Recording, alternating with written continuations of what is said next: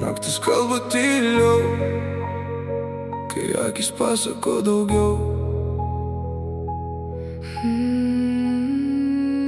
Jos akyse lyg visas dangus, bet viduj kažkas jau seniai sudužė.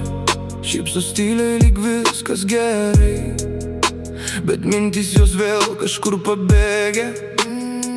Pirštai prie lūpų sustingęs kadras, lygiai žinotų daugiau nei sako.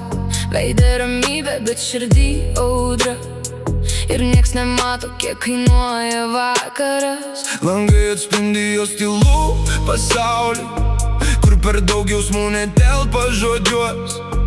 Iš tų, kur moka mylėt giliai, bet slepia save po stipriais pečiais. Ir jei prieitum arčiau, gal suprastum jos tylą, ji neišleido, ne. Tiesiog per daug pajuto gyvenimą. Jos akys kalba garsiau už mane, lyg naktis, kuri nemoka užmigt. Jos širdis slepia per daug paslapčių, bet noris visas jas atrakint. Ji nevaidina, ji tiesiog tokia, tarp šviesų ir šešėlių gyva. Melankolija jos venomis teka, bet dėl to ji dar gražesnė visa. Ji ne iš tų, kur bėga paskui minę, kuria savo taisyklės tyliai, kol kiti ieško dėmesio.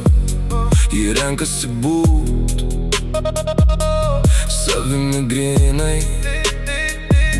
Laikrodis ant riešo, laikas bėga, bet tos mintys sustoja kažkur. Gal tarp vakar ir rytojus, kur jausmai virsta dūmais per duris. Nėra jai lengva, bet ji neneša dramos, tik uždaro skausmą po oda. Ir kai žiūri į tolį pro langą, atrodo lyg kalbėtų su oru viena.